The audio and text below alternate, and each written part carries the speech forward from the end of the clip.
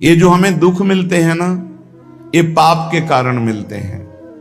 लोग मारे घूम रहे हैं, दुख मिटाने के लिए सोचते हैं कोई जादू कर दे, कोई टोना कर दे, कोई जंतुर बांध दे, कोई आशीर्वाद दे दे। अरे काहे को पागल हो? यदि तुम अच्छे आचरण करते हो, भगवान नाम जप करते हो, सद धर्म से चलते हो, तो तुम्हें किसी से आशीर्वाद मांगने की जरूरत नहीं। बात मान लीजिए, प्रार्थना मान लीजिए। दिखावे में लाखों लोग अपने जीवन को नष्ट करने के लिए तैयार हैं। ये माया का ही तो दिखावा है जिसमें जन्म के जन्म हमारे नष्ट होते जा रहे हैं। सत्य मार्ग को क्यों नहीं पकड़ते हो? किसी के आशीर्वाद की जरूरत नहीं आपको आनंद प्राप्ति के लिए। आप आनंद के बच्चा हो, आनंद स्वरूप हो। जिनसे आशीर्वाद मांगते हो उनके अंदर जो आत्म तत्व बैठा है वो तुम्हारे अंदर बैठा है। वही संपूर्ण आनंद लिए तुम्हारे अंदर बैठा है। तुम्हें किसी से गिगियाने की जरूरत नहीं। बस तुम अपने स्वरूप को नहीं पहचान पा रहे हो, अपनी शक्ति को जागृत नहीं कर पा रहे हो, इसलिए तुम दौड़े घूम रहे हो। भागने की जरूरत नहीं है। सत्संग सुनो, उसे अपने आचरण में उतारो। ये बात आप कागज में लिख लो, चाहे दिमाग में लिख लो। जब तक आपके आचरण शुद्ध नहीं होंगे, जब तक आप भजन नहीं करोगे, जब तक आप दूसरों को सुख नहीं दोगे, मन वचन कर्म से किसी को भी दुख नहीं पहुंचाना, तब तक आप भागे। और यहां से लेकर ब्रह्मलोक तक अगर आपको सुख मिल जाए तो बता देना। आ ब्रह्म भुवनान लोकान पुनरावर्तिनो, अर्जुन यहां सुख मिलने वाला है। आ ब्रह्म स्तंभ पर्यंतम सर्वम मायामयम जगत, यहां सुख मिलने वाला है। अगर सुख सिंधु भगवान का भजन नहीं करेंगे, बैठ के अपने घर में बैठकर आधा घंटा भजन नहीं करेंगे, मारे घूम रहे हैं, सोच रहे हैं ये भगवान का अवतार है, हमारा कल्याण हो जाएगा। ए भाई, जब भगवान वास्तविक अवतार लिए और जो भजन नहीं किए उनका भी कल्याण नहीं हुआ। भगवान के अवतार के समय हम भी रहे होंगे कहीं ना कहीं, किसी जीव जंतु के कल्याण हुआ क्या? अब भजन करोगे तो कल्याण हो जाएगा। हमारी बात मान लो। बार बार आपको कभी कड़वे शब्दों में, कभी मीठे शब्दों में बताते हैं, ए भाई, बचपन से भगवान के मार्ग में लगे हुए हैं, हमको अपना कर्म भोगना पड़ रहा है। जो शरीर रचना के समय रचा गया था, वो सुखद या दुखद कर्म भोगना पड़ा। रामकृष्ण परमहंस जी के कैंसर था, भाई जी हनुमान प्रसाद पोद्दार जी के उदर में कैंसर था, बड़े बड़े महापुरुषों को भोगना पड़ा। तो प्रारब्ध को भोग लो। ये भोगने की सामर्थ्य नाम जप से आ जाएगी, और नाम जप करके जन्म मरण के चक्र से मुक्त हो जाओ। मान लो मेरी बात। क्या वृंदावन की परम पावन रज से बढ़कर त्रिभुवन में कोई रज है? इस रज में बैठकर तुम्हें आनंद नहीं मिल रहा तो कहां मिलेगा तुम्हें? क्या भगवान नाम से बढ़कर कोई अमोघ शक्ति है जो भगवान को अधीन कर सके? सुमिर पवन सुत पावन नामो, अपने बस कर राखे रामो। लेकिन समझ में नहीं आता। ये जीव सोचता है कोई तपस्वी, कोई सिद्ध से हमारे दुख दूर हो जाएं। नहीं, भगवान के वचन सुन लीजिए। दैवी हेषा गुणमयी मम माया दुरत्तया, मामेव ये प्रपद्यन्ते माया में ताम तरन्ति। ये गुणमयी माया को पार करना बहुत कठिन है। एकमात्र उपाय है, मेरी शरण में आ जाओ। हरि शरणम श्री कृष्ण शरणम मम। जब तक प्रभु की शरण में नहीं, तब तक माया मुक्त। पर समझ में नहीं आता। लोगों को ऐसा लगता है मैं जाऊंगा, आशीर्वाद मिलेगा, मैं सिद्ध हो जाऊंगा, सब दुख नष्ट हो जाएंगे। आप समझो, हमारी प्रार्थना को समझो। हम अंदर से पीड़ित होके बोल रहे हैं, आप लोग समझते नहीं हो। भगवान का भजन किए बिना कहीं भी भाग के चले जाओ, आपको शांति नहीं मिलेगी प्यारे। और घर में बैठकर यदि भजन करोगे तो घर तीर्थ हो जाएगा। घर में भगवान पधारेंगे, आप आनंदित हो जाओगे। संत संग का फल होता है भागना, मिट जाना। सत्संगति संस्कृति कर अंता, ये जो जन्म मरण का भागना, ये मिट जाएगा। ये छोटे मोटे भागने से, शब्द सुना, मनन किया, आचरण में लग गए। कभी महीना 2 महीना में अगर संयोग बना तो हम बैठ के सत्संग सुन रहे हैं, नहीं तो हमारे पास यंत्र है, हम रोज उससे नवीन उत्साह प्राप्त करें भगवत मार्ग में चलने का। जब मिले तब दर्शन कर लिए, नहीं तो हम उनकी आज्ञा पर चल रहे हैं तो हमारा सदैव सानिध्य है।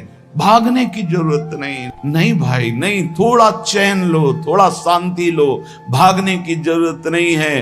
अंदर से भगवान को सुमिरन करने की जरूरत है। थोड़ा संयम में आओ। जिसको देखो मनमानी आचरण कर रहा है, सोचता है कोई संत महात्मा आशीर्वाद दे देंगे, तो तुम्हें संत महात्मा मिलेंगे ही नहीं। तुम करोगे पापाचरण तो संत महात्माओं का सानिध्य ही नहीं मिलेगा। पापवंत कर सहज स्वभाव, भजन मोर ते भावन काऊ, जो पे दुष्ट हृदय सोई होई, मोरे सन्मुख आओ की सोई। अच्छे आचरण करो, घर बैठे महात्मा मिल जाएंगे, कोई आ जाएंगे ऐसे, तुम्हें कृतार्थ कर जाएंगे। कहीं तुम भेज दिए जाओगे जिनके वचन से तुम कृतार्थ हो जाओगे। हमारी प्रार्थना को मानिए, अपने इस अमूल्य मानव जीवन को कूड़ा करकट की तरह मत नष्ट कीजिए। श्रीपाद कह रहे, नेत्रे उत्पाटित सपदि स्त्री क्षणे लालसा चेत।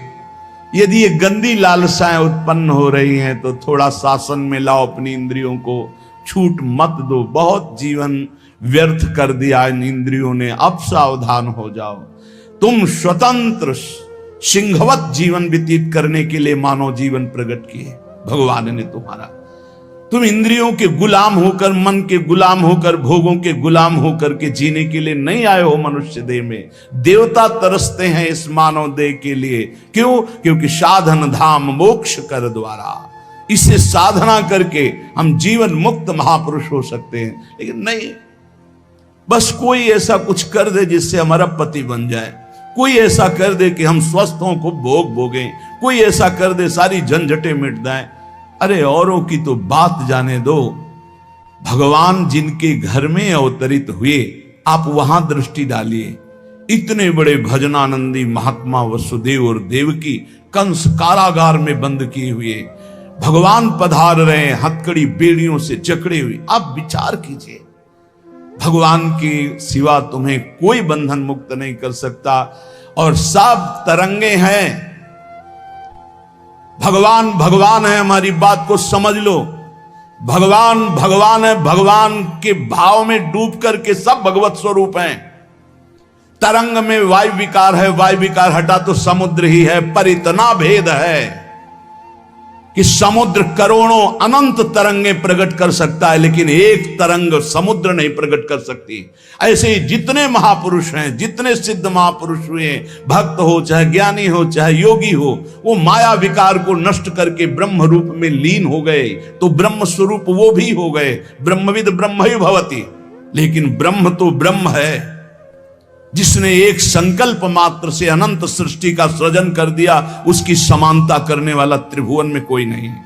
तो उन्हीं भगवान की, चाहे निराकार मानो, साकार मानो, सगुण मानो, निर्गुण मानो, उन्हीं भगवान की शरण में जाने के लिए सब संत महात्मा, और जो भगवान की शरण से अलग करके अपने को भगवान माने, तो हमें लगता है फिर बचना चाहिए ऐसे भगवानों से, जो अपने वचन से, अपने आचरण से, अपनी हृदय की भावनाओं से जीवों के माया जनित आकर्षण को नष्ट करके श्री भगवान से प्रीति करावे।